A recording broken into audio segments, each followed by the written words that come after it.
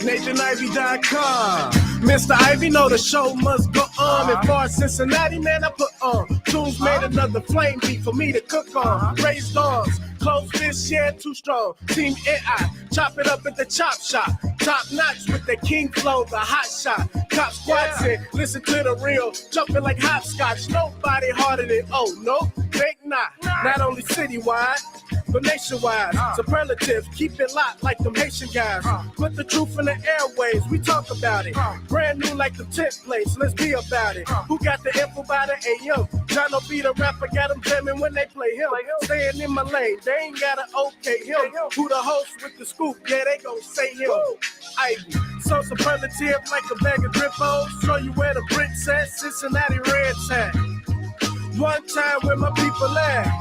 Team NI where my people at. It's the 5-1-3, yeah, you know the flow. What's the word, Nate? Let them know the show.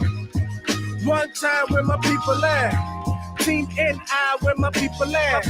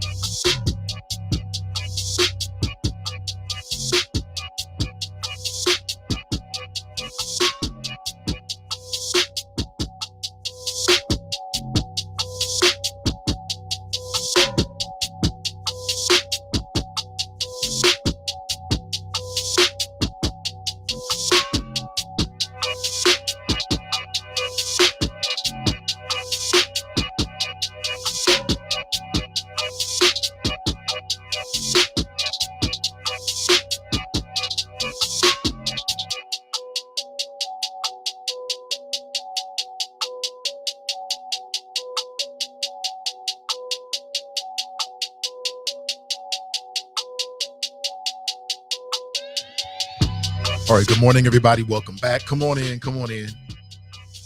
Please take a second to like and in particular share today's show. How are you doing? Hope you're doing well. I know I am. It's a beautiful Tuesday. Today is July 19th, 2022. We might have some people from out of town who are in town for Black Tech Week. Welcome to Cincinnati. Appreciate you being here. It means everything. Good morning. You might be finding the show for the first time. Right? Come on in. We got time for you. We got room for you too. Good morning. Black Tech Week. Telling you, Cincinnati is on the rise.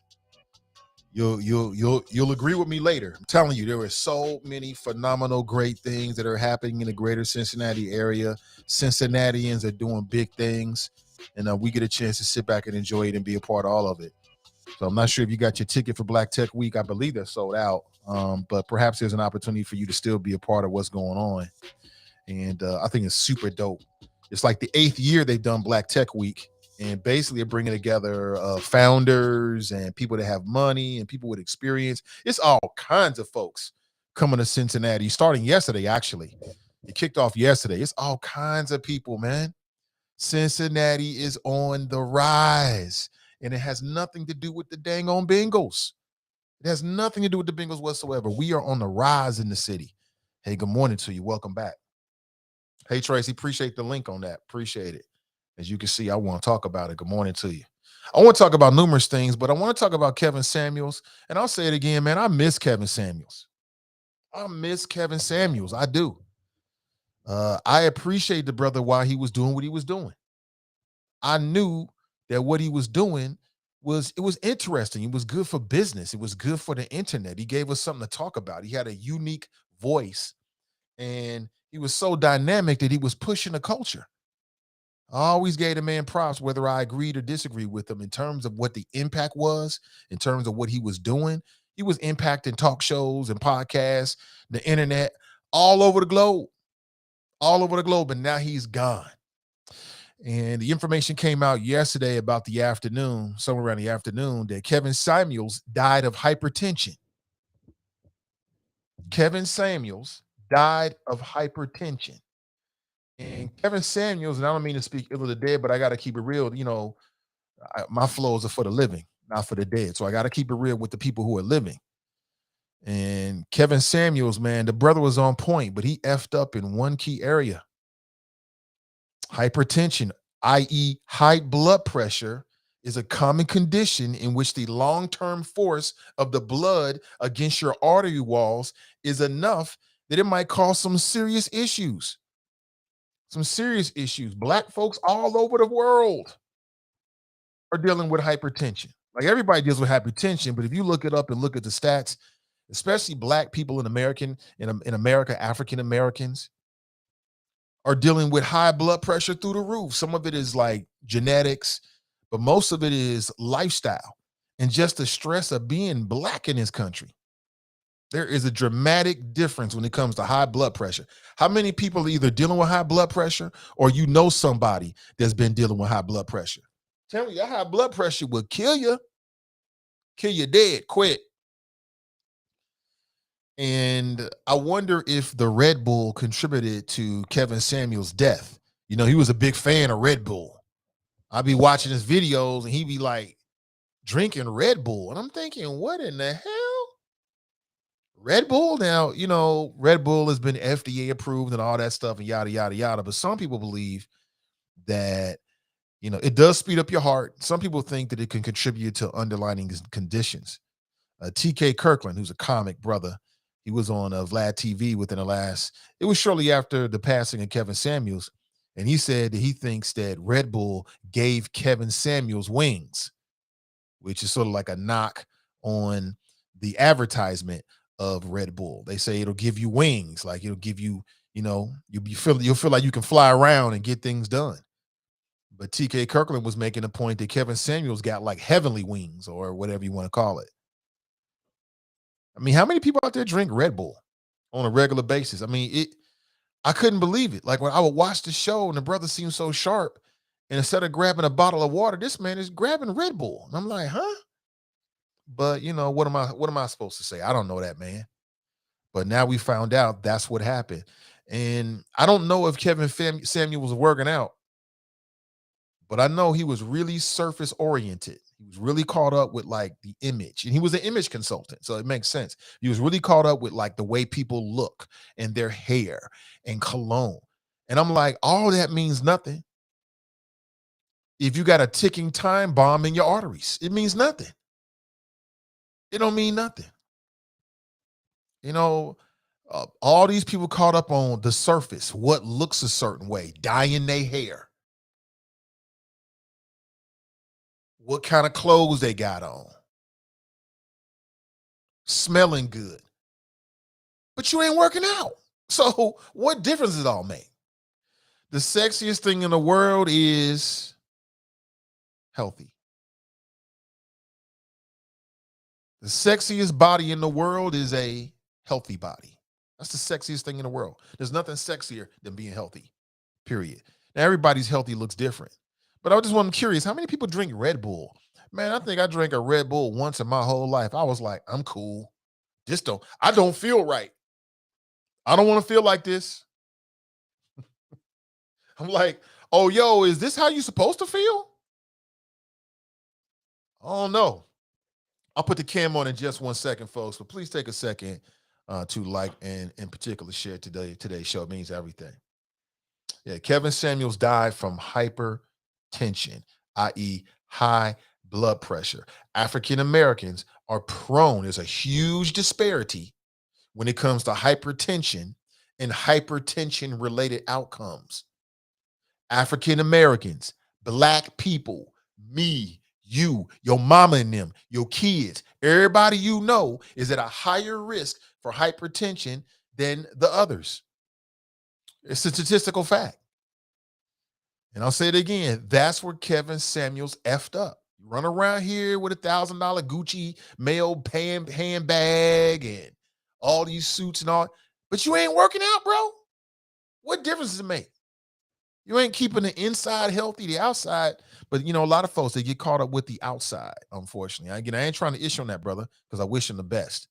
I always liked Kevin Samuels. I always defended Kevin Samuels. And I still think that Kevin Samuels was 100% spot on when it came to modern day men and women. And you can always tell when somebody's making a point because a hit dog hollers. And these women out here was all in their feelings. Vivica Fox, she's a nasty one. Now, what kind of woman dances on the grave of a dead person? I'm going to tell you one. A woman who's been hurt. That's why. All the women that had a problem with Kevin Samuels were women that was probably been hurt by men. I mean, it's the truth. But I miss that brother. He was good for business. He was good for business. He was good for the culture. He was good for everything. And I guess he just wasn't taking care of himself. He used to talk about working out, but, you can't. Red Bull, they got all kinds of drinks related to Red Bull. Like Red Bull makes so much money, they're too big to fail now. So even if they were a health risk, it's like, well, adults do what adults do. But again, I'm just curious. I ain't trying to shame nobody, but I'm just curious, like, how many people drink Red Bull on a regular basis? You see that? That ain't smart. Good morning to you. Good morning. Good morning. At some point this morning, there was an article written about our good brother, Pastor X. Like, what should he do now? It was something interesting in the article that I shared with you. You may not have time to read it, but I do. So I'll give it to you straight. Good morning to you.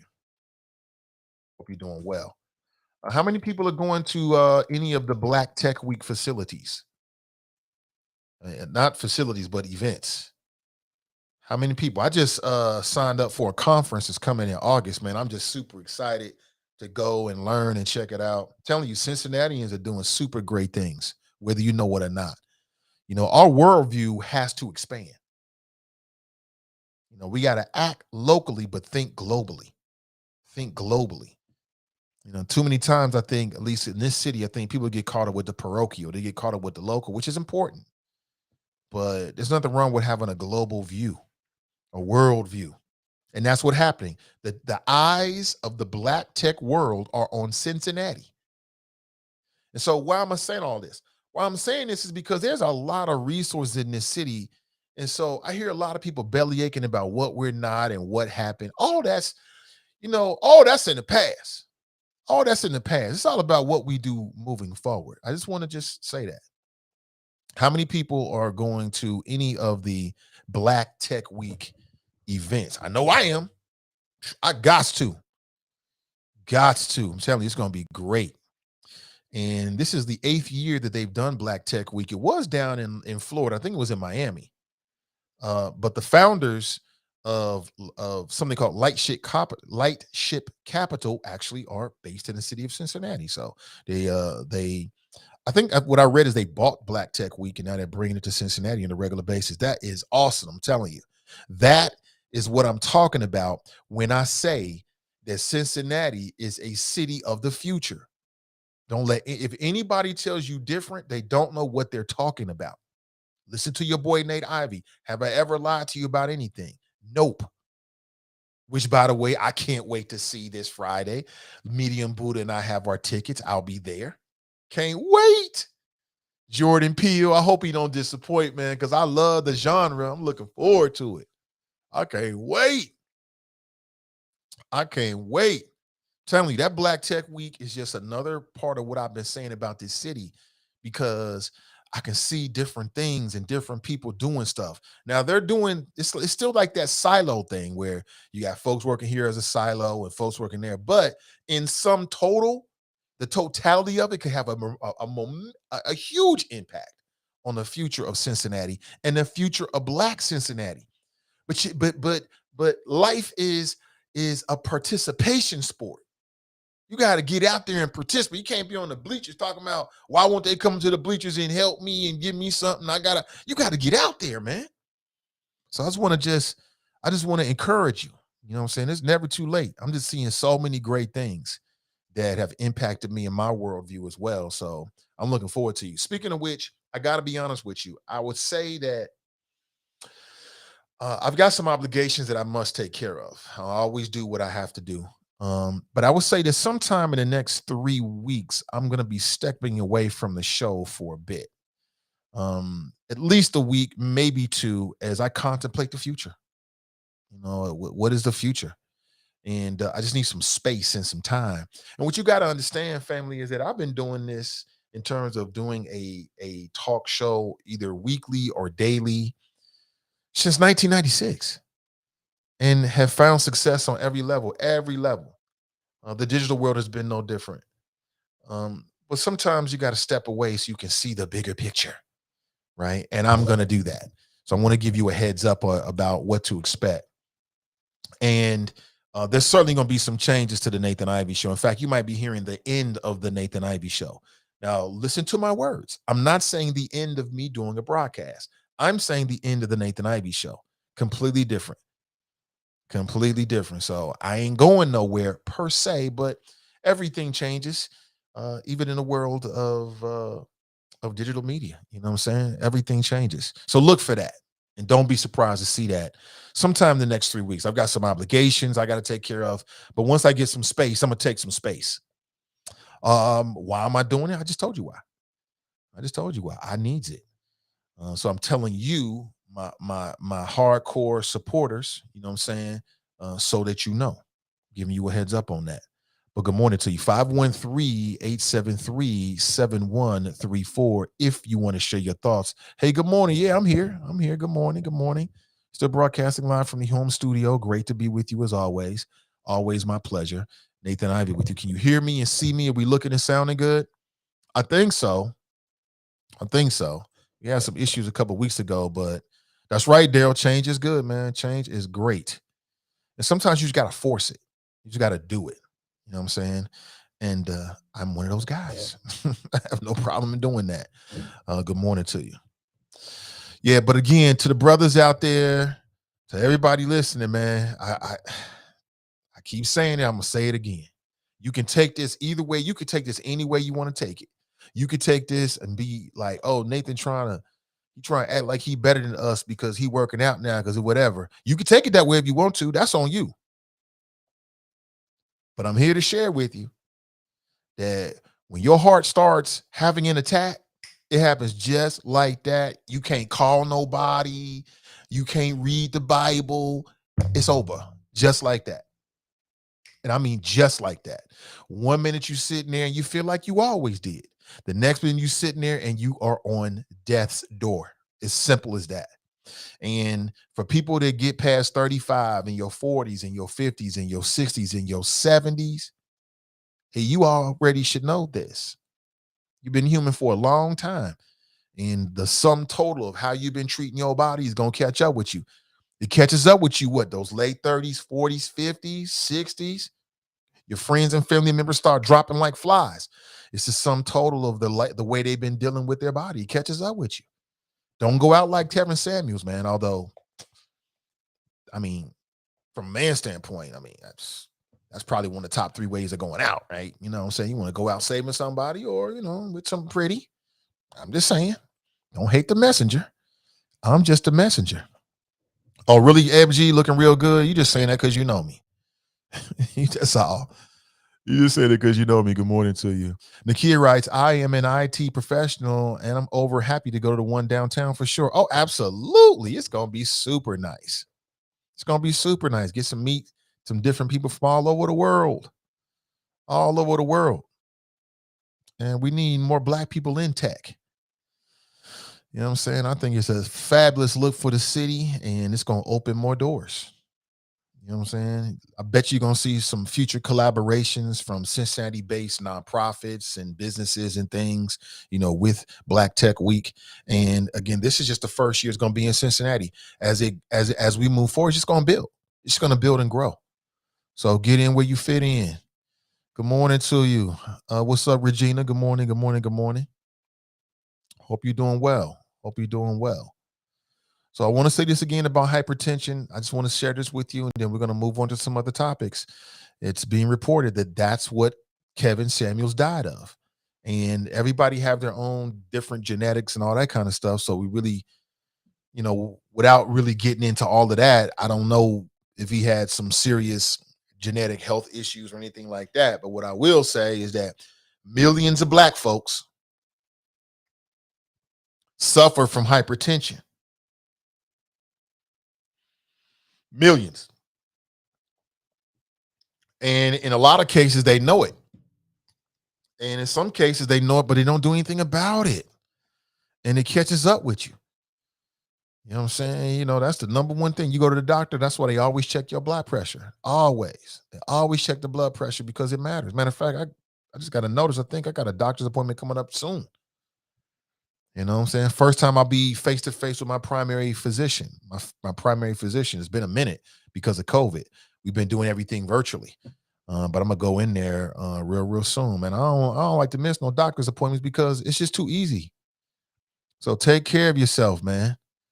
And as much as people get caught up with the surface, it's what's inside that really matters. You could put a $2,000 suit on an unhealthy body. And guess what? You got an unhealthy body in a $2,000 suit, right? I'd rather have a healthy body in a $100 suit any day of the week. But that's just me. That's just me. Good morning. So Black Tech Week finds a new home. You got Serena Williams. She's going to be a featured speaker. Man, you got people. You got P. Diddy's president of Revolt TV is going to be a part of it. You got Roy Wood Jr. who'll be a part of it.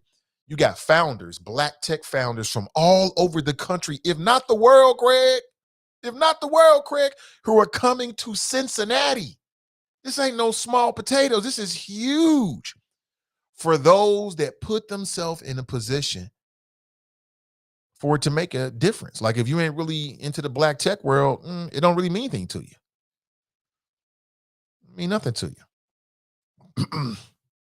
And as I understand it, the new CEO and the person that owns, or the people that own it, are they went to UC.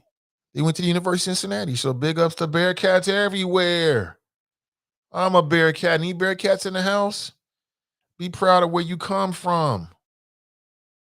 Be proud of it. Good morning to you. There's going to be a career fair at Washington Park from 1 p.m. to 4 p.m.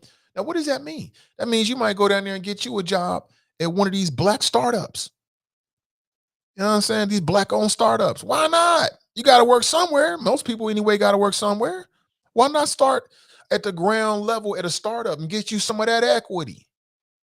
You know what I'm saying? You might get you 1%, 2%, 0.5% of what might end up being a multi-$100-million company. Are you nuts? Why not? Take a chance. So if you know somebody, tell them, get their resume together and go down here to Washington Park on Friday from 1 to 4 p.m. and participate in this career fair. I don't care who is listening. Get your resume together. Go down there. You might meet somebody that might open your eyes. You might meet an opportunity that might have you traveling the globe. Why not? People that do that every single day. Why can't you do that? You can. You can 100%. Absolutely. Absolutely, man. I think that's dope. I think it's super dope. Good morning to you. So I'm saying again, they're having a job fair because it's already sold out. Many of the events are already sold out. Your boy got the hookup, though, you already know. But the job fair is going to be open. It's going to be at Washington Park. You go to Washington Park to watch movies and flea markets and buy candy and hot pretzels. You got a once in a now, it'll maybe be a yearly, but you got a huge opportunity down there to interact with Black founders of tech companies and maybe other tech companies. Why wouldn't you do that? I don't know about you, but if I had a chance of working at Kroger, or maybe coming in on the ground level of one of these black-owned tech companies, I already know what I'm trying to do. What you trying to do? So, make sure you share that information with people and let people know if you got somebody. And I don't care how old you are. You ain't got to be 18. You might be 58. Go down there and see. Meet some new people. Try something different. Instead of sitting at home talking about this hot. I mean, come on, we got to step outside our comfort zone. I think it's an amazing opportunity. Shit, I might even put in a resume and shit and go down there, to be honest with you. I'm talking myself into it. Why not? You know what I'm saying? The world is so big. It's so big, and Cincinnati is so small, right? It really is. Thank you, FG. You just saying that because you know me. You just saying that because you know me. Love the pick, though. Love that profile pic. Dell writes, did you hear that Byron Allen purchased BNC and will do a relaunch? No, I didn't hear that. Is that true? Let me Google that real quick. Byron Allen's company planning to buy the Black News Channel. That'd be smart as hell. Byron Allen is a very smart man. And that would be very, very smart, because I'm going to tell you, and I said this again, I loved what the Black News Channel was doing. To me, they put forward the best, one of the best platforms for Black news and Black people's perspective that I've seen ever since Revolt. And I'll say it again, I thought Roland Martin was just trying to ish on them. Like, y'all did this and y'all did that. I'm like, come on, Roland. Come on, quit hating. You know what they're doing was super dope. The Black News Channel, what they was doing was dope. They had one flaw, but that's easily fixed. Now, Roland was right about one thing, but I thought he was kind of dancing on their grave a little bit. Doing these whole videos talking about how they spent too much money. I'm like, their idea was just different from yours.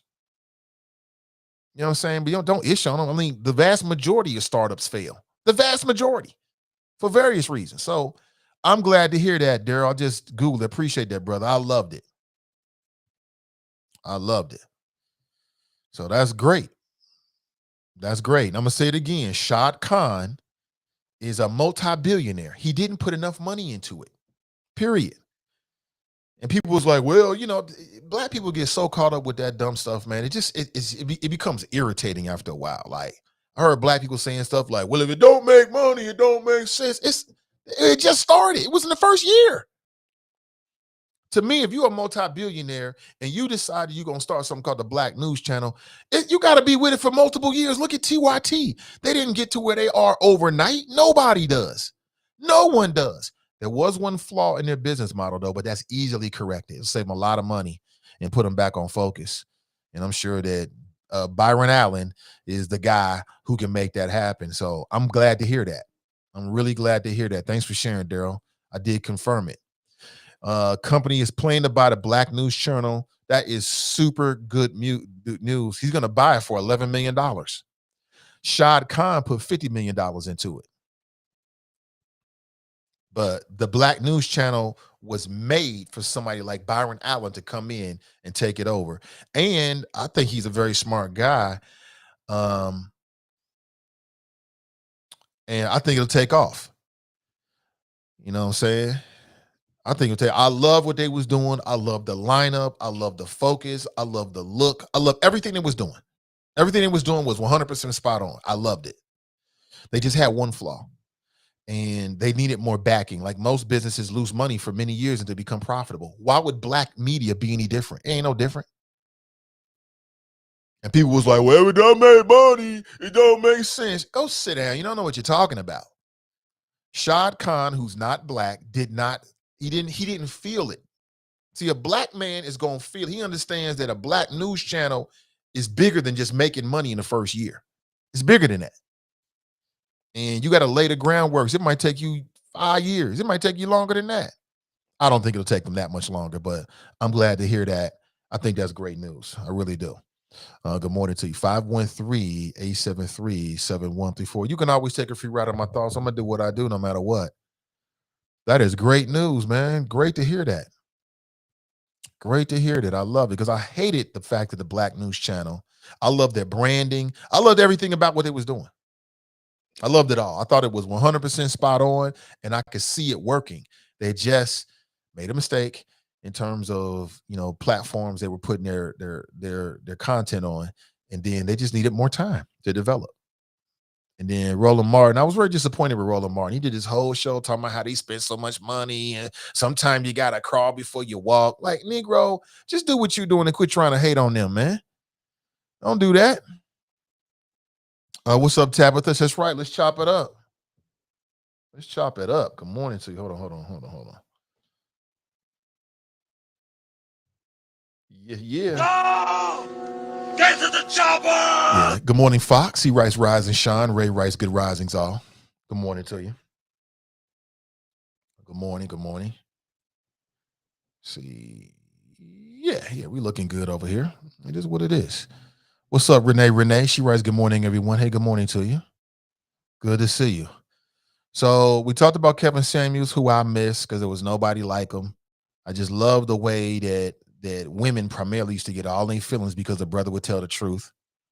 I mean, at least once a month we would do a topic about what Kevin Samuels said and was he right or not. I mean, those kind of people that move the culture, man, you got to value that.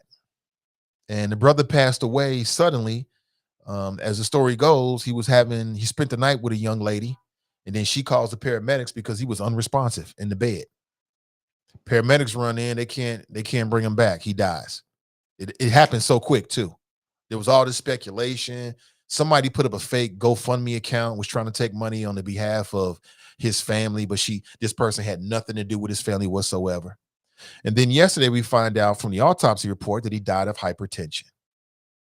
And he's a black man who died from hypertension. In that way, it ain't that uncommon, man. Hypertension, high blood pressure is killing us. It's killing us. It's killing us. For some of the women out there, with all that stuff in your hair and you don't want to sweat out, you don't want to sweat so you can look good, but inside your body ain't good. I don't get it. I don't understand it, but everybody's got a different value system. You live your life the way you want to live your life. And again, every time you saw Kevin Samuels, man, his hair was always cut. He had that line up. Had a suit tie on, expensive colognes. Best of this, best of that. But was the brother taking care of herself? It's just messed up. It really, really is. R.I.P. Good morning to you. He wasn't taking his blood pressure medicine. He wasn't? I don't know. I don't know if he was taking his blood pressure medicine or not, but I mean, that hypertension shit, because I had high blood pressure. Oh, that's part of the reason why I had a heart attack. You know what I'm saying? I got to take blood pressure medicine twice a day, and I hate it. Sometimes you just get tired of just popping a gosh darn pill. So be better than me, family. Be better than me. Be better than me. Don't go out like me. I'm telling you don't want to feel what I felt, man. I wouldn't wish that on anybody. You do not want to feel it. Raw Selection writes Grand Rising from Facebook. What up, Raw? What's up, Raw? Hey, listen, if you haven't already subscribed to my YouTube channel, please go to Nathan Ivey, Nathan Ivey EY, and subscribe to that channel. All right, subscribe this morning if you haven't already done so. Even if you don't want to be on YouTube, but you're on YouTube every once in a while, hit me with a subscription. We go live. We go live every day. Every day. Tabitha writes, questions. Can you ever get off your high blood pressure medicine? It depends. Like, my doctors have told me that no, that because of the uniqueness of my circumstances, but I don't believe them. So, what I'm working toward and have been working toward over the last couple of years is getting my dosages reduced. And it has happened in at least one of my medicines, right? And that's just eating healthy, working out every day, taking care of yourself, trying to be as stress-free as you possibly can. But in this world, that's nearly impossible, especially if you're trying to do anything. You're going to deal with stress. If you got kids and family members, you're going to deal with stress just living, okay? So it depends on the individual. I'll never let nobody tell me what my body can or cannot do. I don't let nobody tell me what I can or cannot do, period.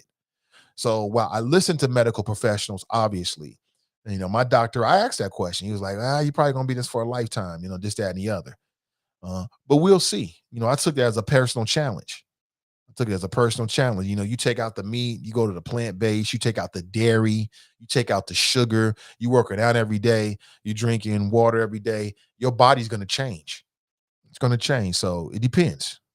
It depends. Good morning to you. Yes, a lot of people taking that medicine. Lots of people. Don't let them put it on you. Don't get on that medicine. And every medicine is different. You don't let them put you on any kind of medicine unless you absolutely need it. In my case, I mean, it is what it is. Got to do what we got to do. Good morning to you. All right, so let me introduce another topic to you this morning. Matter of fact, let me put the cover back up. Here we go, right here. A woman says she would never put her child's father on child support. Have you seen this video? I'm gonna see if I can play this for you. I want you to hear this. Okay. I think I can play this for you. So this was sent to me by one of the choppers. I appreciate the choppers. Can't see everything, so I appreciate people sending me stuff. And I want you to see what she has to say. Some might say she's an attractive sister. I don't know. You got to make your own decision up about that. And this is from D.O. Hughley's Instagram. Hear what she has to say about child support. Check this out. Child support to make these small ass payments because you're low key living off the payments. Child support to be spiteful and to, try to help maintain their life.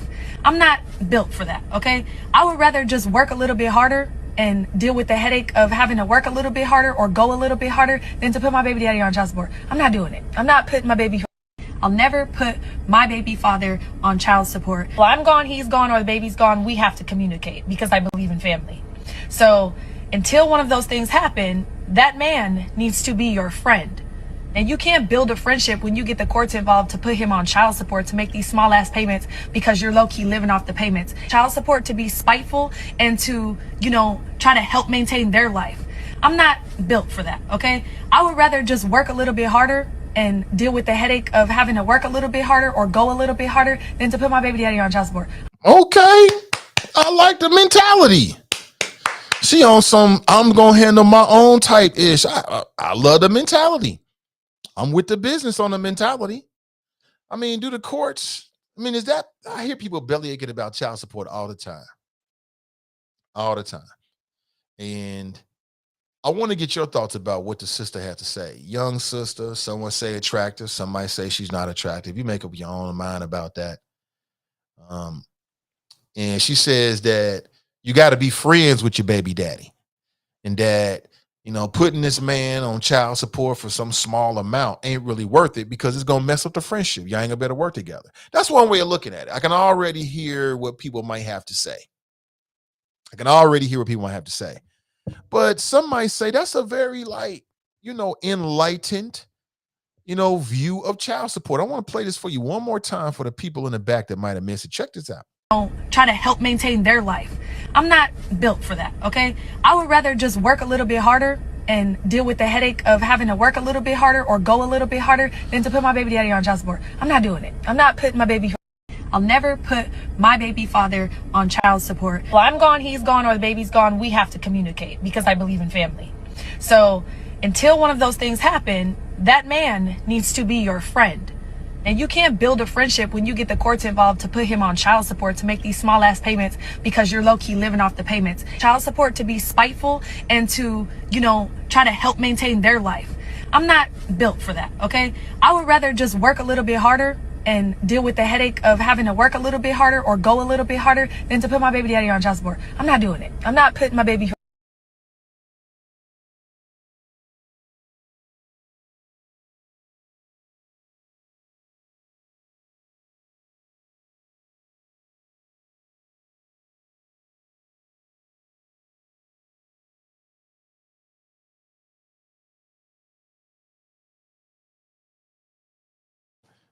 How many people think that she has a point? Thank you, Ronald.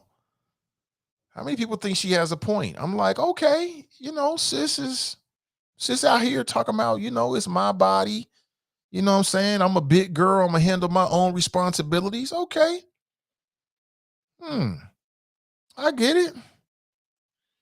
I don't know. You tell me. She says she ain't going. Should the courts play any role with, you know, the relationship between a man, a woman, and a child. Let's talk about that from the big picture. Is that part of any problem on any level? Like, why are the courts even in that anyway? That's between a man and a woman. Why are the courts there? That's one way of looking at it. The other way is the courts always play a role. I mean, when it comes down to like business arrangements and disagreements about money, and that having a kid in modern day America, it comes down to money. You know what I'm saying? That's one way of looking. It's two ways of looking at it, but you don't hear that a lot. That seemed like a younger sister too. When we know all about how, you know, the younger generation, the millennials, the generation is coming after them, they just look at the world differently. Is that an example of like this new modern way of thinking about, you know, raising a child? I bet there's a lot of women who feel that way. I think there's a lot of them who feel that way. It's like, you know, I ain't gonna go down here and run this man through all these games for $100 a month. And in a lot of cases, you know, the courts do that because they're getting assisted, like the woman is getting assistance from the state. And so it becomes a part, like a state mandate to go after the father or go after the parent, right?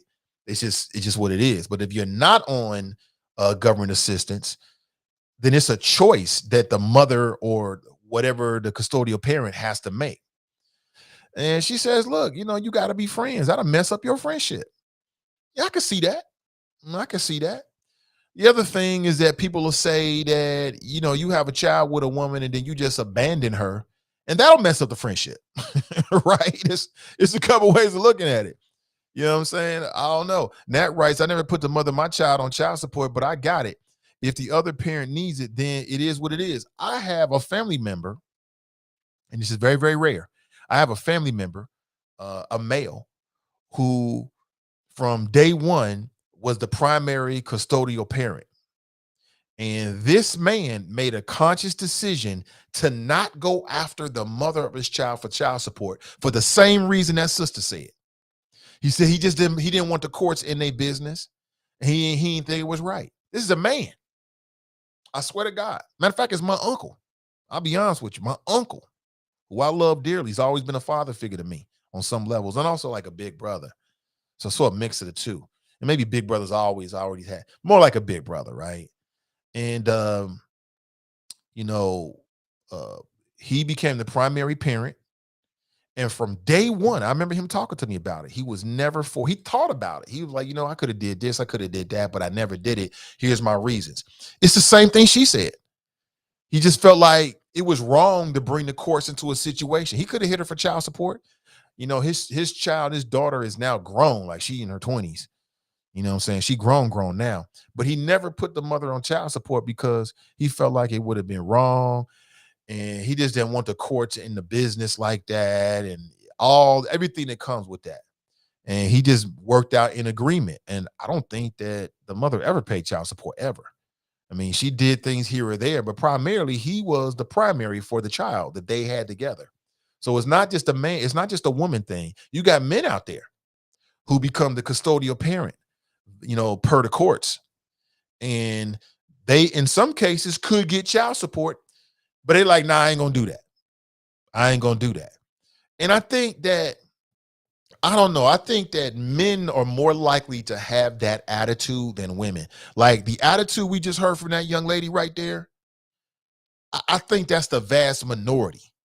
And I think the reason why is because, I'm on a limb here, I don't have to be right, but I think there's a lot of women that get vindictive. You know, it's like, I ain't gonna do this by myself. I ain't make the baby by myself. So they get caught up with that. And it's kind of like, I'm gonna force you to do something just on the principle of it, even if they don't even really need the money in some cases.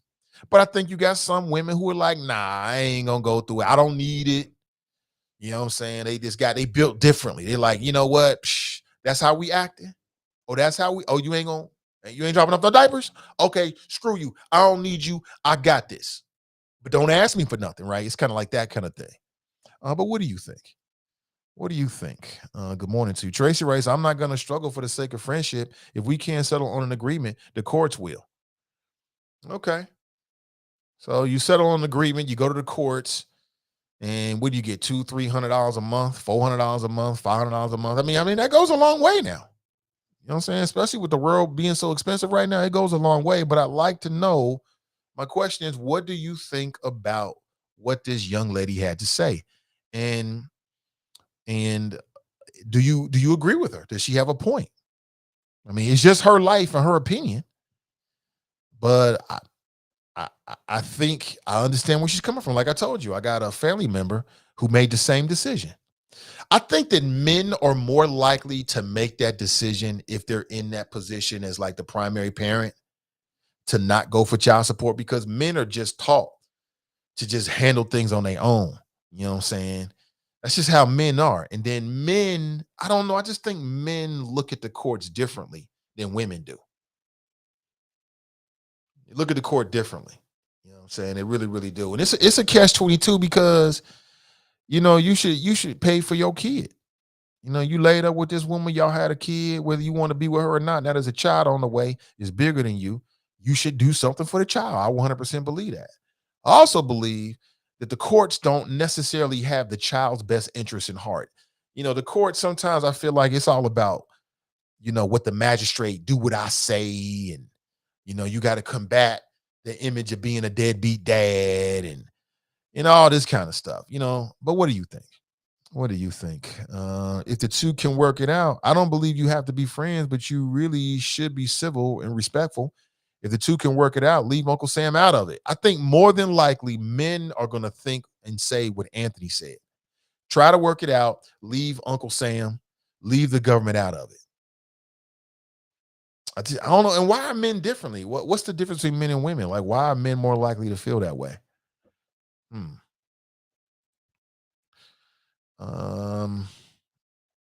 That's what I think. Eric writes, any woman who refuses to put her baby dad on child support has an active sexual relationship with him. Could be. Tanika writes, she sounds dumb. Damn, she sound dumb, Tanika? Really? Damn, let's hear from her again. Tanika says she sound dumb. Or to be spiteful Does she sound and to, dumb? Try to help maintain their life. I'm not built for that, okay? I would rather just work a little bit harder and deal with the headache of having to work a little bit harder or go a little bit harder than to put my baby daddy on child support. I'm not doing it. I'm not putting my baby. I'll never put my baby father Is she just on child. young and dumb? Is that what it is? Should we check back with her in 10 years and see how she feels then? Is that what we should do? We just check back with her in 10 years. She'd be singing a whole different tune. Jenny writes, I actually agree with the sister. It's not just men who feel that way. Okay. Now we getting somewhere. I want to know what you think. Tanika says she sound dumb. Okay, that's your opinion. Okay, can't challenge your opinion on that. Does she sound dumb?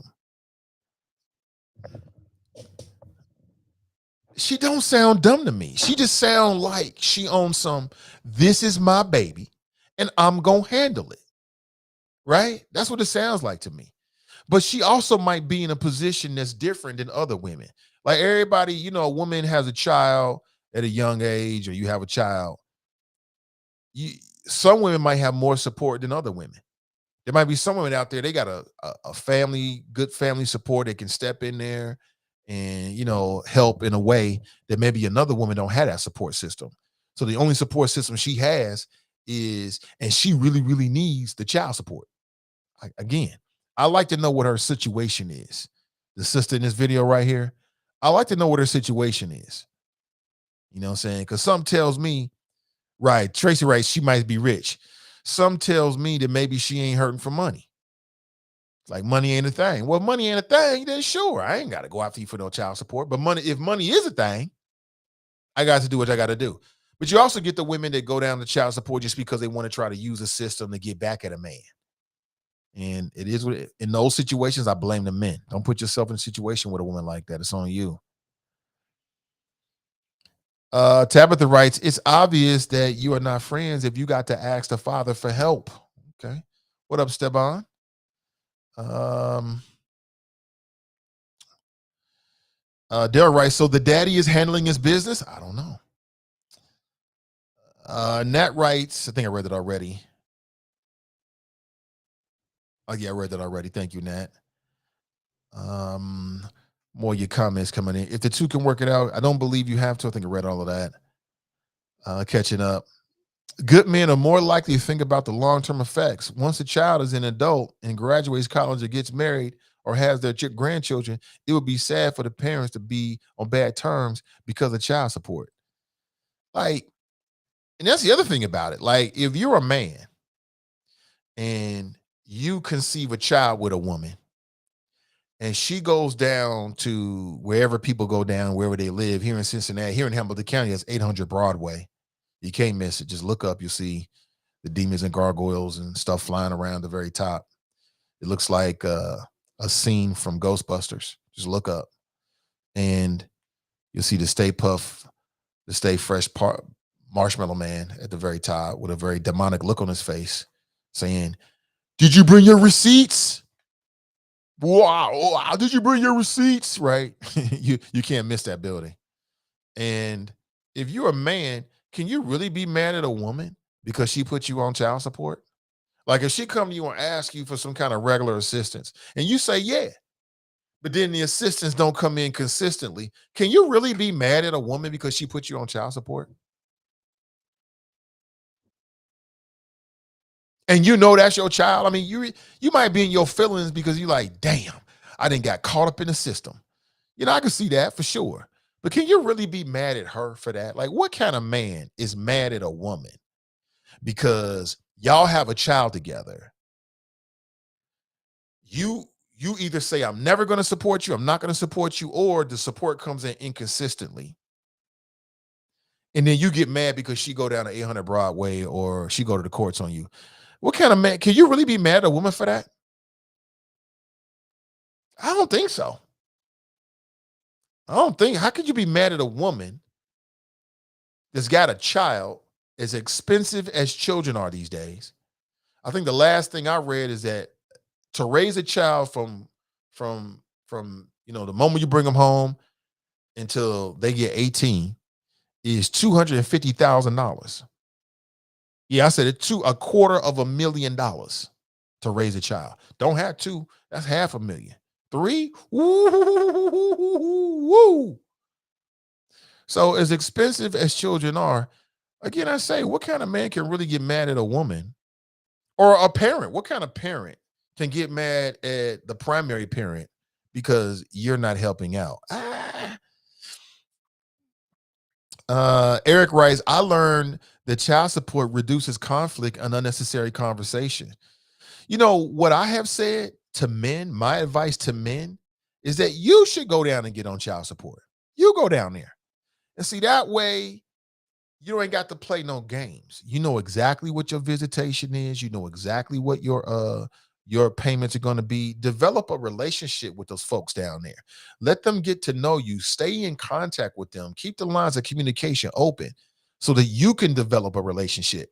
What I've seen is that, and I know men who have done that, and it just seems like the relationship between their father, the mother, and the child is much better. Now, that's one way of doing it.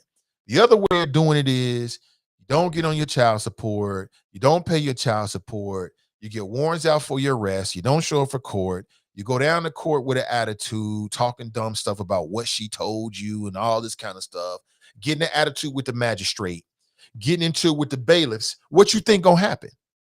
You know, you change jobs. You don't tell them that you change jobs, or maybe you get laid off. People get laid off, but you don't go down and contact them and let them know you laid off. So they're expecting payments. And then you go down there 3 months afterward when there's a warrant on your head and you say, well, I got laid off, magistrate. And the magistrate's like, well, why don't you call us? Here's the number. You got the number. I don't know.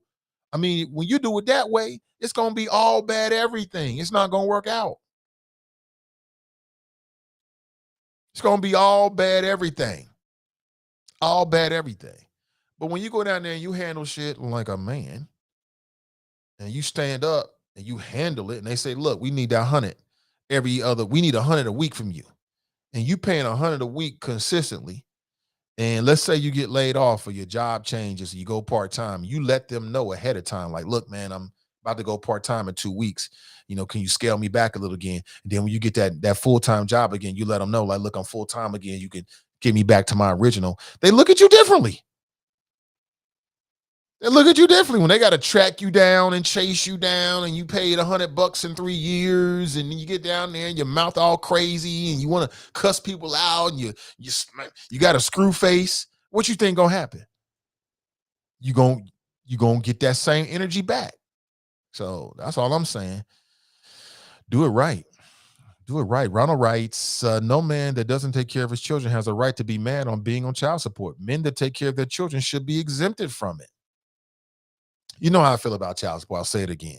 I think that men in America should have the right to sign a piece of paper somewhere between, I don't know, somewhere in a short time frame after the woman finds out that she's pregnant. And I think that men should be able to relinquish their parent rights, meaning that that's your baby. Now, if you want to go through with this, sis, you go right ahead and go through with this. But I'm not going to be a part of this at all. I think that men should have that right. And I say that because women have that right. And I support that right. Women have the right to say, you know what? I know you say you love this baby, but I ain't going to have it. And there's nothing that the father can do about it. Just like on the opposite side, the woman gets pregnant, the man is like, you know what? I ain't ready to be a dad. I don't want no kids. I'm just a big kid myself. And the woman can say, you know what? I feel you, but I'm having my baby. I'm not going to kill my baby. Ain't nothing you can do about it. Well, I think that men should have some relief and a way out as well. I do. I think it'll change the game, but that's just me. That's just me. Tabitha writes, just wear a condom. Sometimes condoms work. They break. Sometimes they break. Things happen. You know what I'm saying? They happen sometimes. Try $11.66 a week, and I had it. Yes, $11.66 a week. What the hell? When was this? Mika writes, dang, that has doubled. When I had my youngest, it was $100,000. That didn't include private school or college. You go look it up. It's about $250,000 to raise a child, one kid. That's super expensive. Super duper. Kamiki writes, I never put the father of my oldest child on child support, but only because I had the means, a village, and was able to do everything on my own. And he was not providing adequate support. I just did not want the aggravation of the courts, but I understand. Okay. But I understand why some parents seek child support. Okay, Kamiki. I'm gonna play this one more time for the people who just entered, so you know what we're talking about. Check this out. Built for that, okay? I would rather just work a little bit harder and deal with the headache of having to work a little bit harder or go a little bit harder than to put my baby daddy on child support. I'm not doing it. I'm not putting my baby. I'll never put my baby father on child support. Well, I'm gone, he's gone, or the baby's gone. We have to communicate because I believe in family. So until one of those things happen, that man needs to be your friend.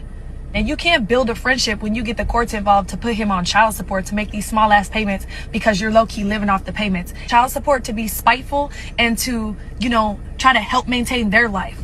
I'm not built for that, okay? I would rather just work a little bit harder and deal with the headache of having to work a little bit harder or go a little bit harder than to put my baby daddy on child support. I'm not doing it. I'm not putting my baby. There it is. There it is. She said, I ain't getting the courts involved. And as a man, I appreciate a woman who understands that the courts don't necessarily have our best interest. And by our, I'm talking about the black family. They don't have the black family's best interest. Some might even say, and what do you think about this? Because that clip is coming from D.L. Hughley's Instagram page. You can check him out. And D.L. Hughley, he posted on that same, when he posted, he said that he doesn't believe that the courts should be in those kind of family issues. Do you agree with that? And when it comes to child support and men and women and the baby they created, should the courts even be involved in that? Well, I would say no. I would say no. But the problem with it is that people don't always do what they're supposed to do. And then the courts or law enforcement or these other agencies have to come involved. They got to get involved to force human beings to do what they know they're supposed to be doing anyway. That's the sad part of it. So I agree with DL. Tanika writes, does she have any kids? Seems like she's speaking in future tense. I think you do. I think she does. Nicole writes, do you, boo? Eric writes, I'm pretty sure my mama raised me on about $5,000. I know that's right. Tabitha writes, who even created welfare and child support? But welfare, came from the Depression era. It was set up so that, mothers can stay at home with their children. Now we've abandoned that. We don't believe in mothers, especially black mothers, staying home with their children during those early development years. But that's what it was set up. Now, child support, I can't tell you. I don't have that top of mind. Maybe somebody else does.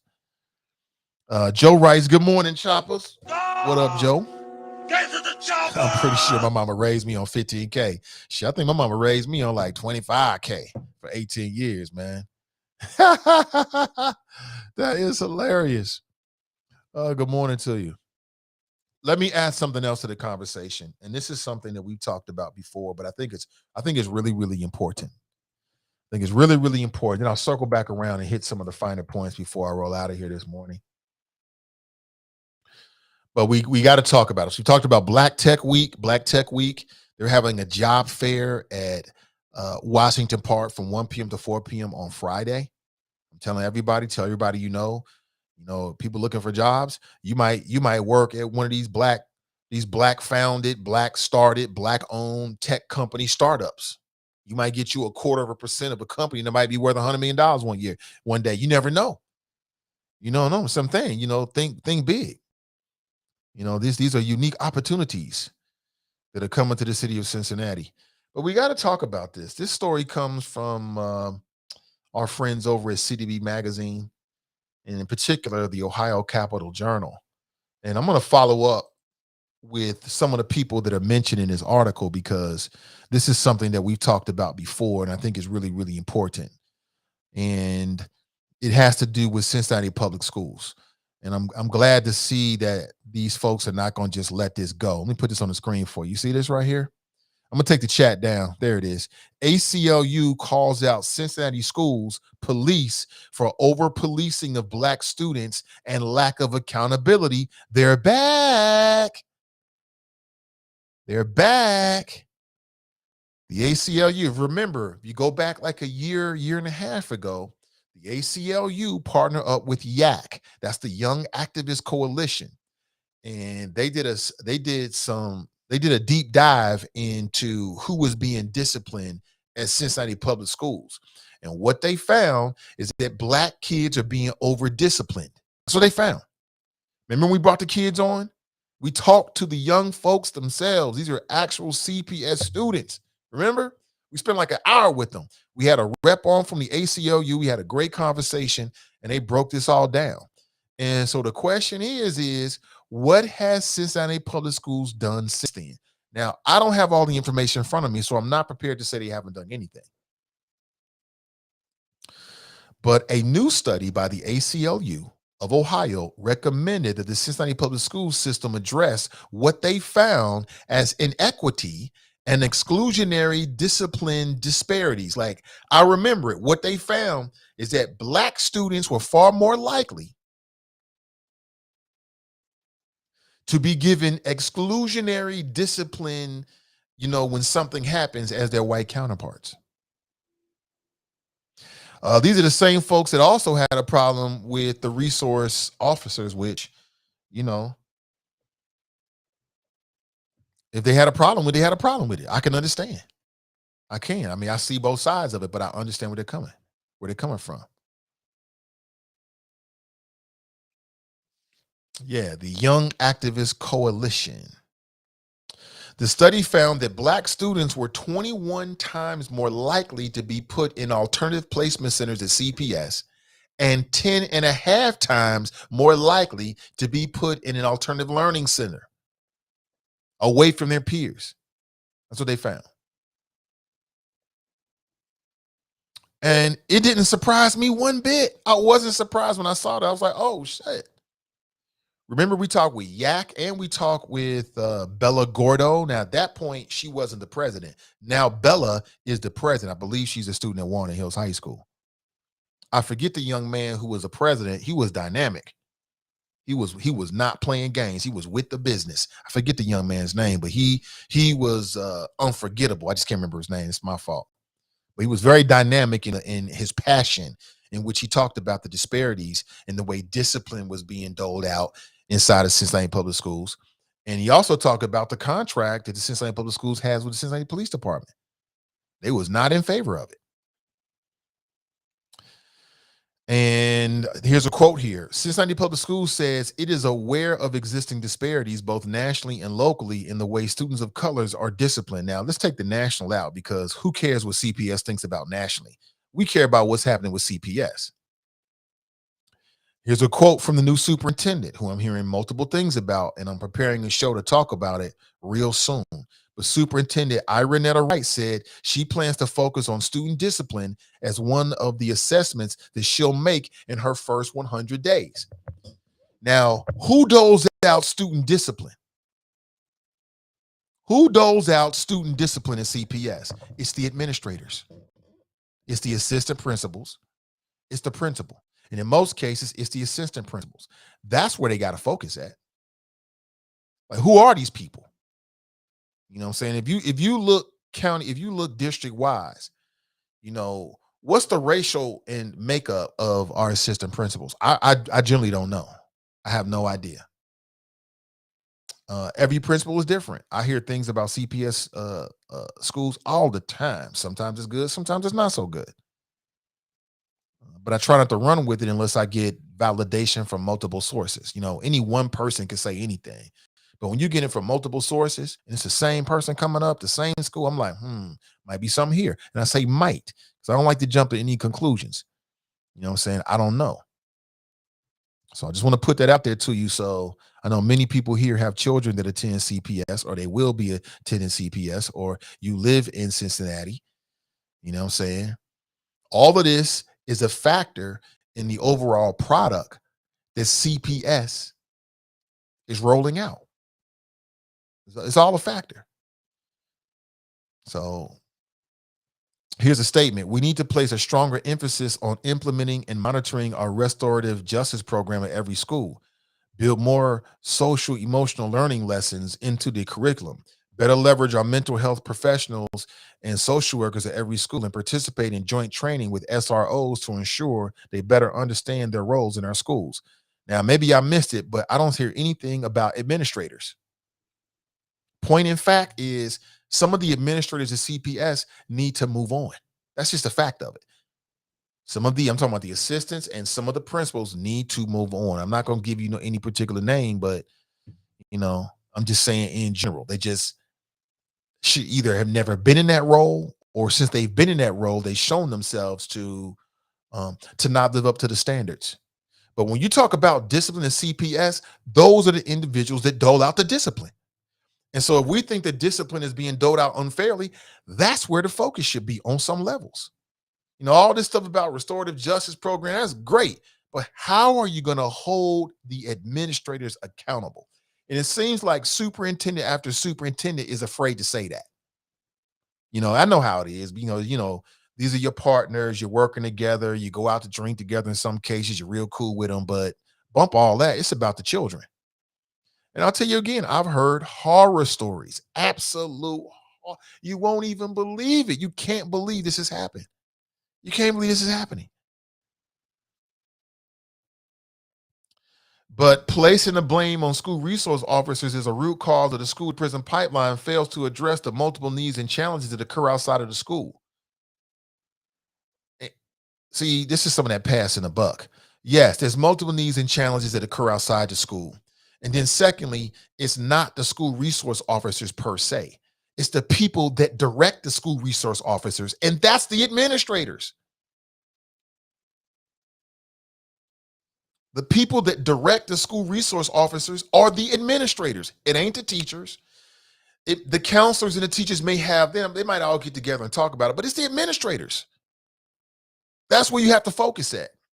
There should be a statistical analysis school by school as it relates to, we should have an analysis that on some levels touches upon race and discipline at every single school, right? Because then we can kind of like pinpoint who's doing what at what particular school.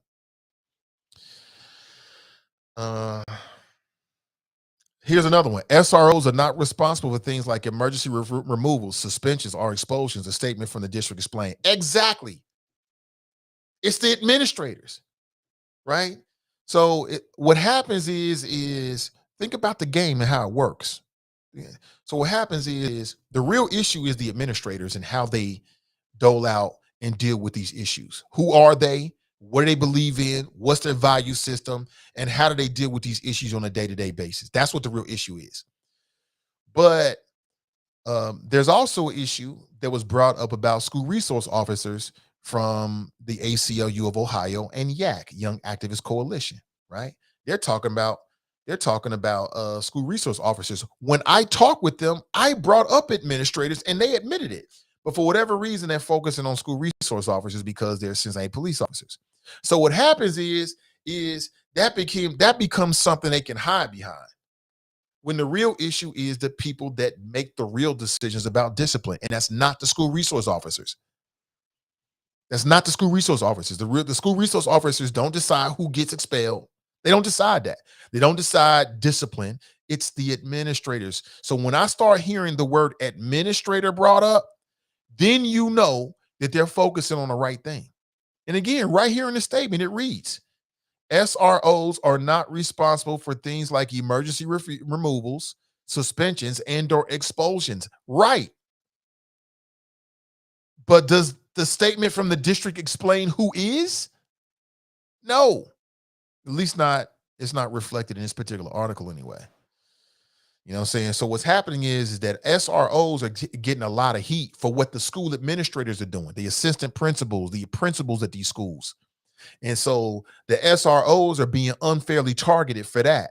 Not to say that there isn't an issue with having Cincinnati public school officers in our schools, but that ain't the problem. The tip of the spear are the administrators. You heard it here first, family, because I keep it real with you. I keep it 100 with you. That's what the real issue is.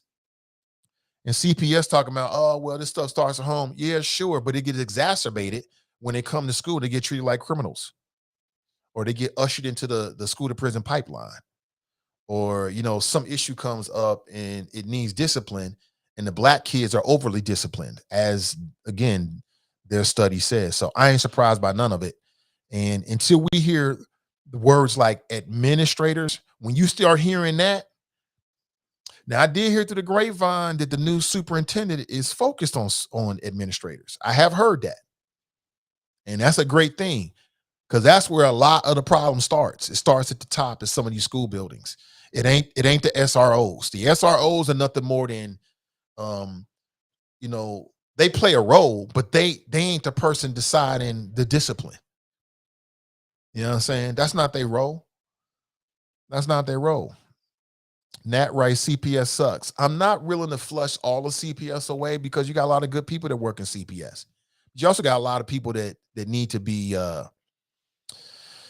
in some cases, they need to be outright removed. In some cases, they need to be dealt with. You know, in some cases, they need to be trained. In some cases, they need to be removed. In some cases, they need to be dealt with. And, you know, the one thing I'll say about that superintendent situation is, you know, it was really interesting how that happened. It really is, because we had the one sister who spent all this time at CPS, and she was the interim superintendent. I heard through the grapevine that what happened with her is that, remember when we had we had a whole show in which we talked about this new effort from CPS to do all this extra testing. Remember this? And I looked at it and I thought about it, and it just seemed like it was unnecessary. And what I heard through the grapevine is that it was that push. I think they was trying to do more testing with the kids. Remember that? And then we had some people from CPS that came on. Hey, good morning, man. Come on in here. What up? What up? Good morning. Good morning. Good morning. Choppers. Go! Get to the chopper! How you feel? My hair doesn't feel, this still hurts. Yeah, it's gonna be sore for a little bit. Your mother put some stuff in it, and you can pick it out and then brush the sides. Look, Daddy. I found the X-Men. Yeah, it was on my floor. No. On this side, you go this way. On this side, you go down. Just brush it first, man, and then pick it. Down? Yes. Yes. This way.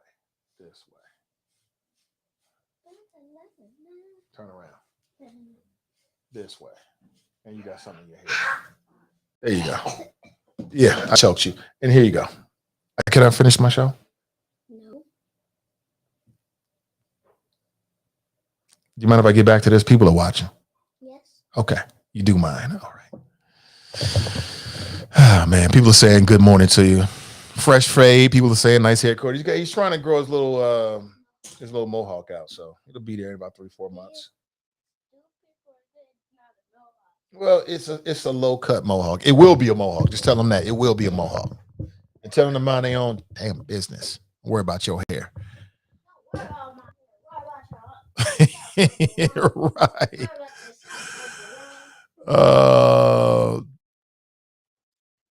Let me see. Jared's saying that he worked. I subbed to CPS. Most kids wouldn't act like that. If they do, their parents were there. However, there's a small group of children who clearly just don't care who it is, and ones that know better will follow them, it seems, especially if the principal of the school is not respected. Yeah, but that's a separate issue. You always gonna have kids that act up. But even the kid that acts up deserves to be treated fairly when it comes to doling out the discipline. Two different things. We talking about what could be systemic disparities in discipline that affect Black kids at CPS. That means it's affecting their outcomes. That's a whole separate issue that needs to be dealt with. Anytime you have kids in the school, you're gonna have some kids that act up, period. But they still need to be treated fairly, in my opinion. That's how I look at it. But I could be in the minority. Lil Choppy, good morning. Have a great day. He's so handsome. What's Choppy? Hopefully not. What's Choppy exactly? So there it is. I don't want to go on and on about CPS. I mean, I thought this was interesting, and I follow these kind of stories. Data shows 63% of CPS made up of Black students, but also made up of 93% of out-of-school suspensions and 89% of police referrals.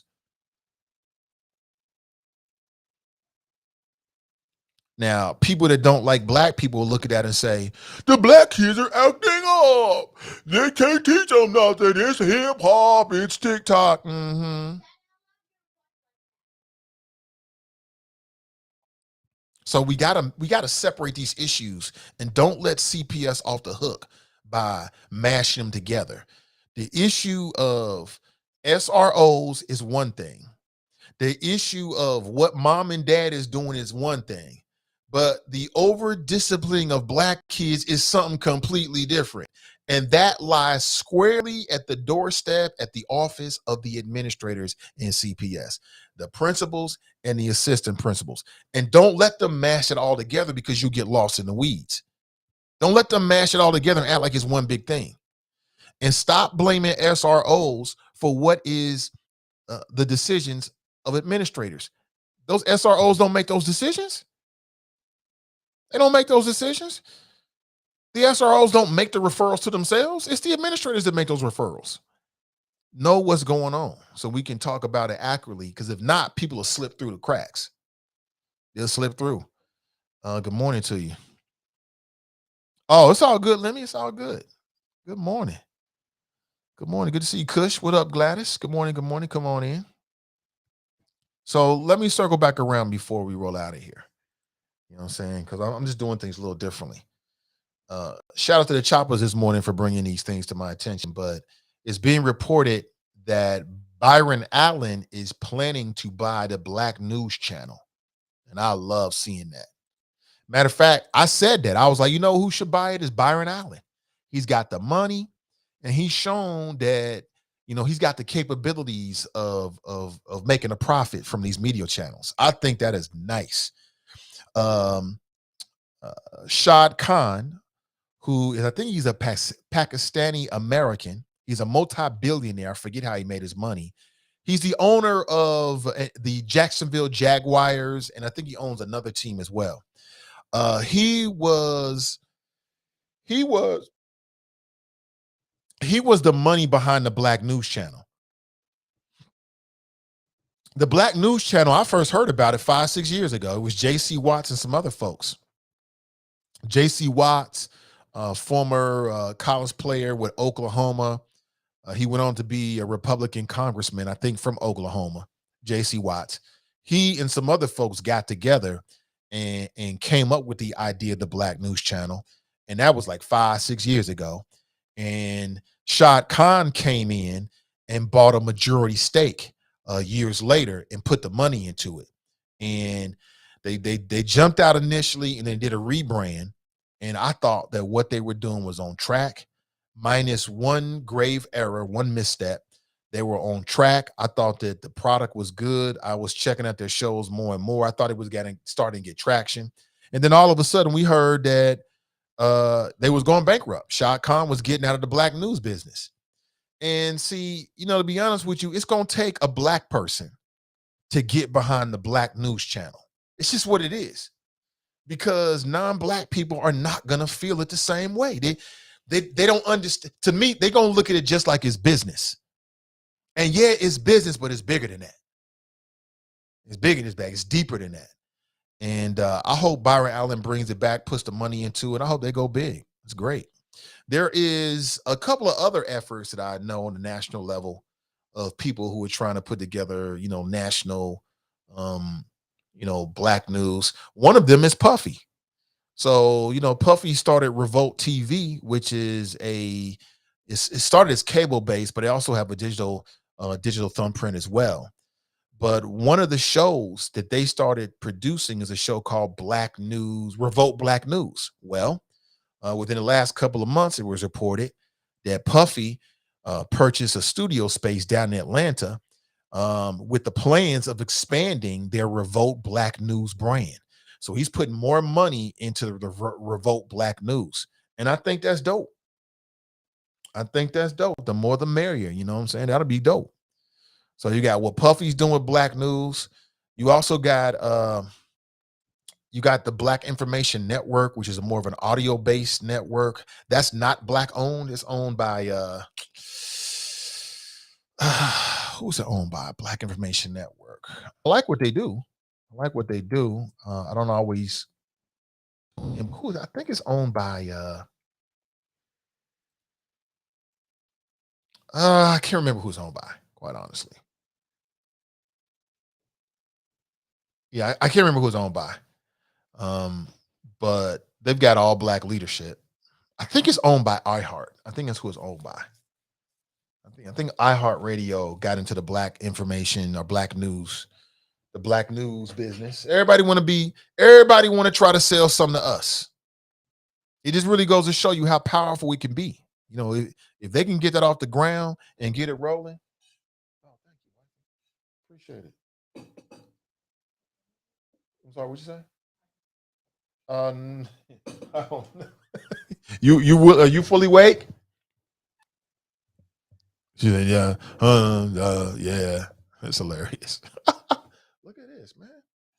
Look at this. You see that? She trying to burn me? You trying to burn me, son? I want it lightly boiled.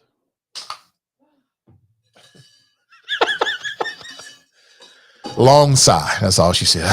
This Negro. You're lucky I'm still with you. Pretty much. But I think it can work. I thought the Black News Channel was working. I thought that they were growing steam. I loved everything it was doing. But we cannot put that in the hands of non-Black people because they ain't gonna feel it. They're gonna look at it just as X's and O's. You know what I'm saying? It's just numbers to them. They don't feel it. They don't understand how important it is to our community.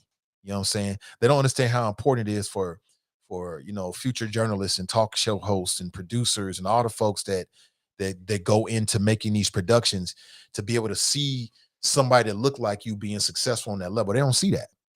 They don't care about that. So that's great news. That's really great news. I love seeing that. Love seeing it. And again, look for Puffy. They're going to expand it's actually a couple of them, man. And they're all kind of doing it differently. Like what Puffy is doing is more cable based and digital based. We'll see what they do with the Black News Channel.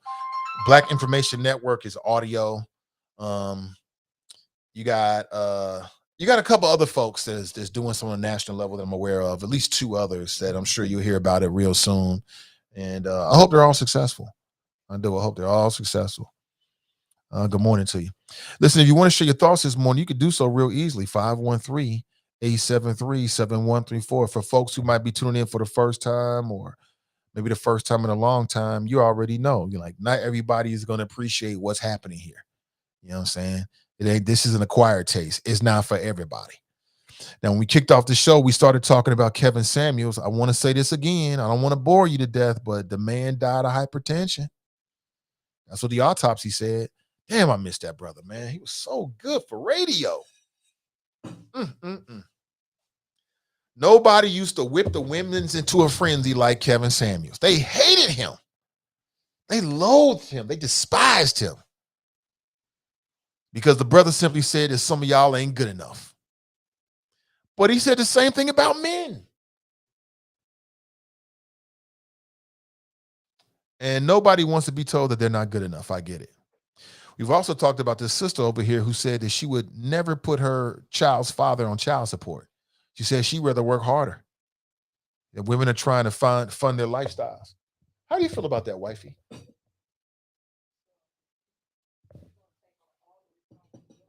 Yeah. She's a real woman. That's what a real woman do. A real woman takes on the responsibility for her child. And she ain't looking for some man to come in and do anything because she's a woman. No, she was looking for a good time and the baby just happened.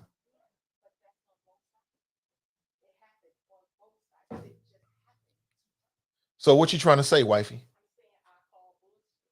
I call bullshit. Okay, sounds good. Hate on a real woman. That's all I see. Hating on a real woman. That's a hating on a real woman. It's a damn shame when women don't support women. I hate to see that.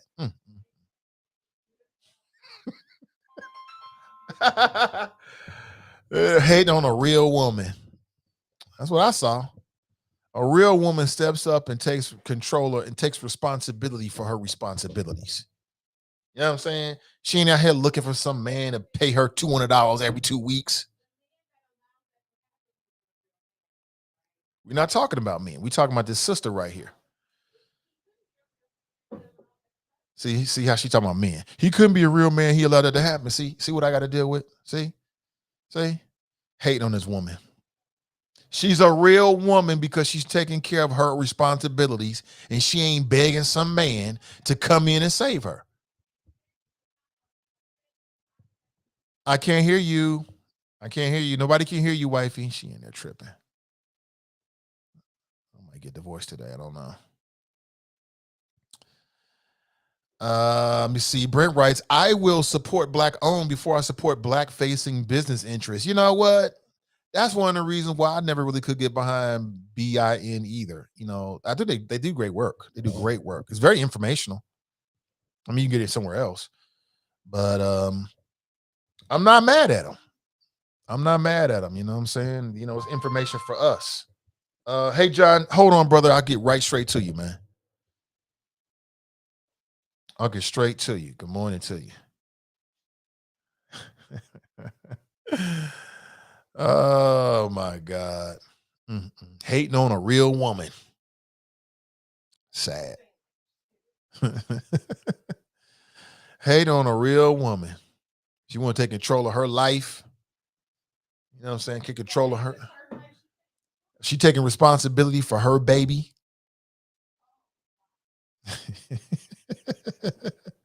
You're right. You already know, Billy. You know I'm joking with her, man. I ain't trying to get cut. I ain't trying to get cut or divorced.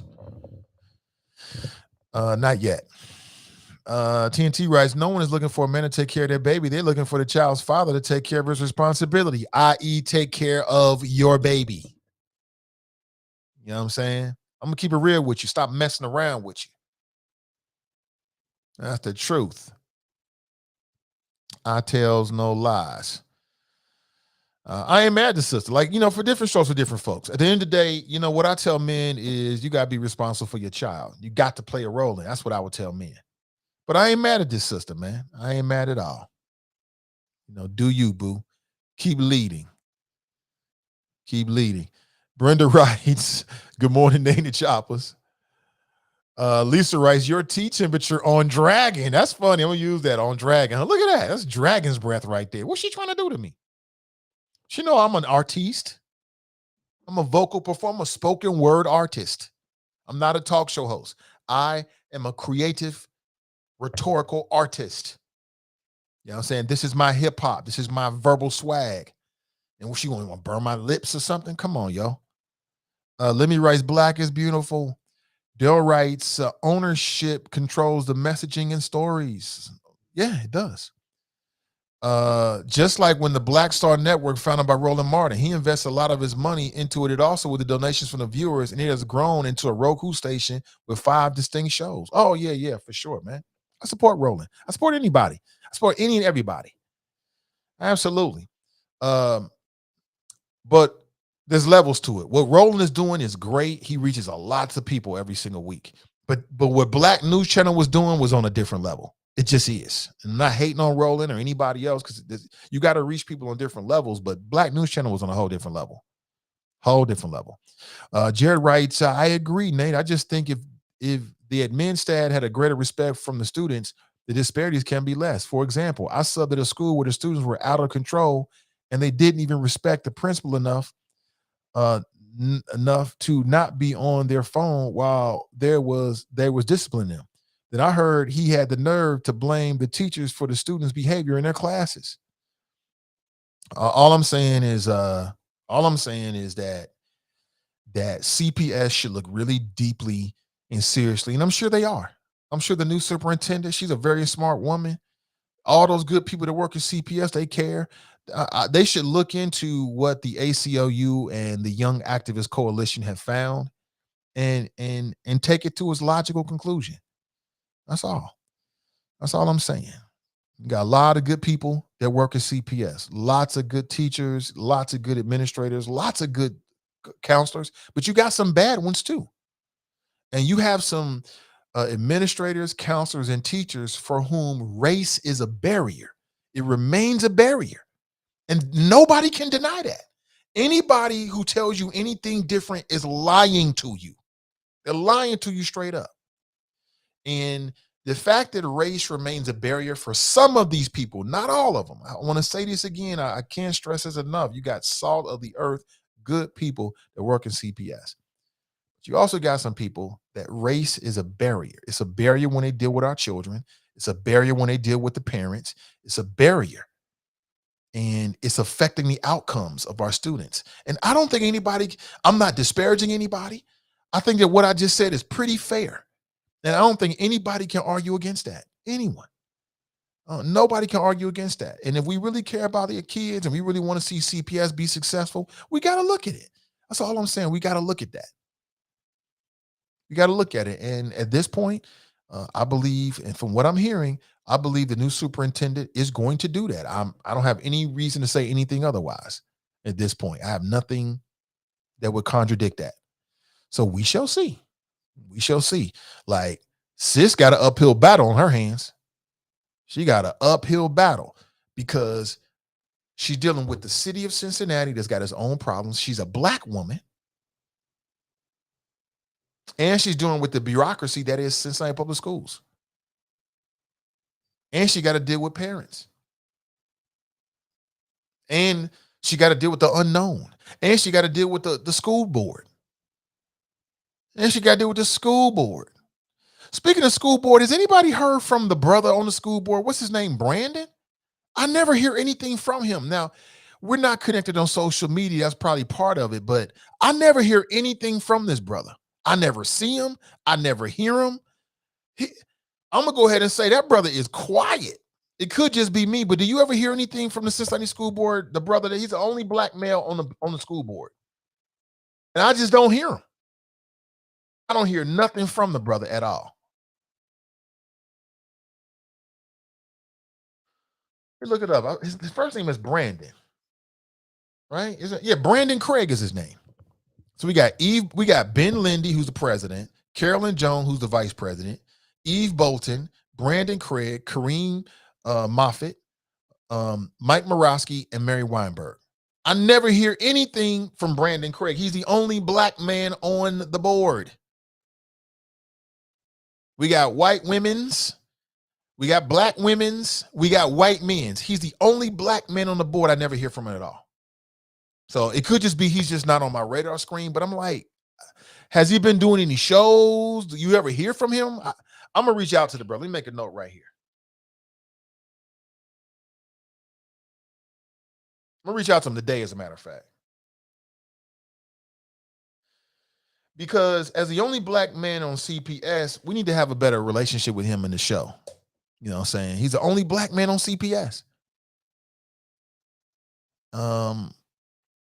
And we need to hear from him. You know, just like I said, again, raise your hand. Do you hear anything from him? Has he been on any shows? Is he doing a podcast?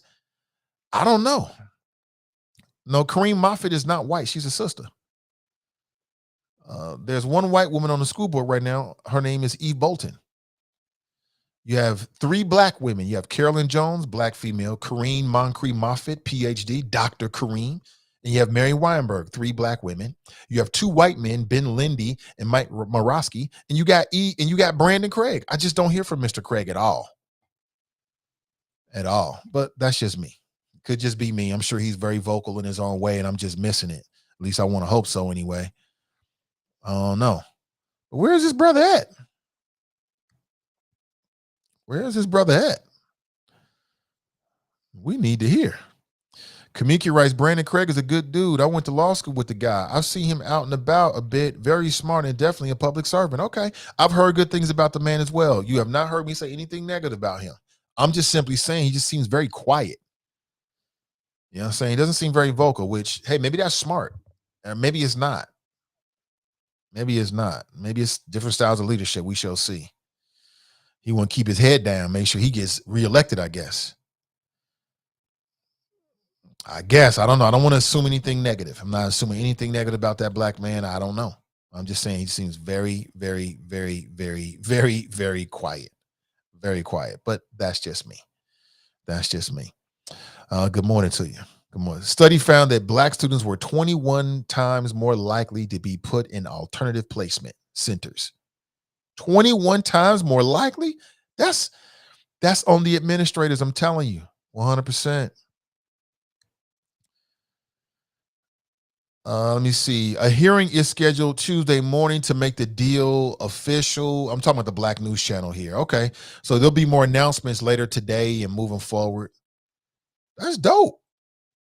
That is super dope. How many people ever watched the Black News Channel? I was all over it.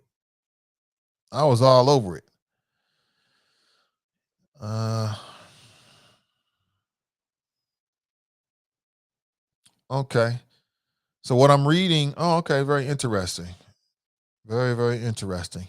You know, I used to, my feelings about the future of media in general and black media in particular have changed.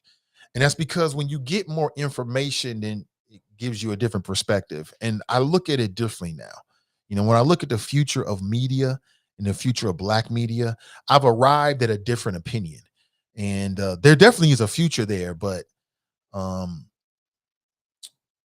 I don't see a lot of people in that space. You know what I'm saying? Not at all, actually. Linda writes, he got to go to court to get his right. Yeah, he's got to go to court today. Silence is golden. Yeah, kind of, maybe. Yeah, I get it. Especially in a city like Cincinnati, I get it. Let me move on. You got me up until about 9 a.m. Then I'm going to make a move this morning. And at that point, we'd have been together for a little over an hour and 90 minutes. I'm going to some Black Tech Week events today and throughout the week. Like I said, I think it's dope. I want to meet some new people. And you never know. You never know. Your boy always got a few things he's working on. But hold on 1 second here. Share this with you because we've been following this. What's next for Jeff Pastor? Here's an article that was dated today, updated this morning, written by Sharon Coolidge and Kevin Grasha. And I'm not one of these kind of people that's going to go on and on and on about, you know, somebody going to jail or whatever, unless it's Trump. Trump deserves to go to jail. And even then, I mean, once he goes to jail, I'm pretty much done with it. But very interesting news I found out about Jeff Pastor, and I don't know if it bodes well or not. But Jeff Pastor is scheduled to go to trial for corruption cases. But what I read is that he is going to have a federal public defender handling his case. That don't sound good. Anybody out there have any experiences with public defenders, and in particular federal public defenders? Like, what I hear about public defenders is they overworked. They outgunned, outmanned, and overworked. Is that the same with federal public defenders? Now, the reason why Jeff Pastor has to get a federal public defender is because the lawyer that he had, a man by the name of Ben Dusing, he got caught up in the game. Apparently, he was doing some stuff that, he's got his own legal challenges and barriers that he's dealing with, so he can't represent Jeff. And there was a hearing on Friday in which Jeff Pastor was trying to keep his original attorney, Ben Dusing, but the judge said, nah, ain't gonna work because Ben Dusing is caught up with something with the Kentucky Bar Association, and he might be caught up into the foreseeable future. So now the judge ordered Jeff Pastor to get a public defender. Yikes. I mean, PG had what appeared to be big time lawyers. What was it? Ritker's father and son duo. And he got convicted on 2 out of 6 charges. Again, I don't have it fresh and top of mind, but it appears, if I remember correctly, that Jeff Pastor's allegations, that the government has even more evidence against Mr. Pastor, and now he's going to have a public defender. That ain't looking good. That ain't looking good. That ain't looking good for Jeff, for Pastor X, man. And then I also read, and check this out, and again, I don't know enough about this to talk about what this means, but I read that Jeff is going to he's going on trial with his co-conspirator. So it ain't going to just be Jeff, it's going to be Jeff and the man that the government says that Jeff was working with. Yeah, a guy named Tyran Marshall. I don't know if I've ever met Mr. Tyran Marshall. That's his co-defendant. The charges are bribery, money laundering, attempted extortion, and conspiracy in a pay-to-play scheme. Mr. Tyran Marshall I'm reading from the article, is a personal trainer and founder of UMA Strength, which was a company that the government says was set up, and they were funneling money, bribes to Pastor through the company. Motherfuckers think they slick, man. Mofos think they so slick. And that whole Pastor thing, I just remember, and we talked about this. Remember, it just, as much as I always stayed on the positive side, it was just so many things that came up about Mr. Pastor that it just raised your eyes. Like, as he was running for election, he was spreading thousands of dollars around to black churches. Remember this? Just, you get a check and you get a check and you get a check. Can I come in and speak to your congregation? Well, sure, Mr. Pastor, you just gave us a $5,000 check. Nothing illegal about that, but it just seemed like, Then after Pastor got elected, all of a sudden it was like George and Wheezy moving all up. They're moving into a new house. I was happy for them. I love to see my people doing well, but it just raised a lot of eyebrows about what's really going on here. Remember, I did a show, and the show title was, Is Jeff Pastor Compromised? Because there was just so much stuff that was happening. I'm like, maybe where there's smoke, there's fire. Then things died down a bit. Then we hear about all these allegations, people taking trips to strip clubs. I mean, you're a married man, you want to go to a strip club and look at some, you know what I'm saying? Okay, great. As a man, I understand. I ain't here to criticize that, but you hanging out with feds? So again, I wish Mr. Pastor the best. I hope he beats it. I hope he beats it and goes home to his family and raise them babies and all that kind of stuff. But now you got a public defender in a case like this? Woo, this is just screaming plea deal to me, but I don't know. Kamiki writes, federal PDs public defenders are not as inundated as county PDs. Fed PDs are a pretty elite group of lawyers. Okay, great. Well, maybe that says good things because I'm totally ignorant. I totally admit that I'm ignorant on that. I have no idea. So I'll rest on what you say, Kamikia, because I have no insight background whatsoever. So maybe he'll be looking good. But Sean writes, I hope Jeff beats it. Yeah, I do too. Yeah. I hope so too, man. I do.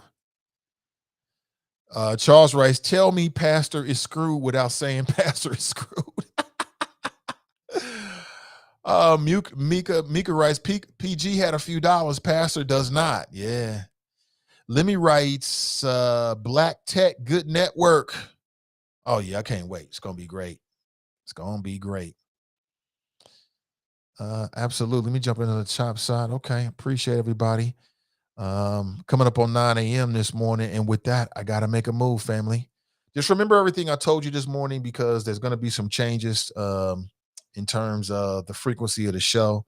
I've got some obligations that's in front of me over the next few weeks, but at some point, I'm going to be stepping away for maybe a week, probably like a 2, as I figure out what comes next. But I'm still going to be producing other podcasts. I mean, that's just a joy. I just get a lot of fun and joy out of that. And some new voices coming to our local network as well. So keep your eyes open for that. But I really appreciate you. Thank you for being here. Remember our motto, family. Winners focus on winning. And losers focus on winners. So stay focused and stay winning. And we'll talk real soon. Until next time, I'm Nate Ivy, and I'm out.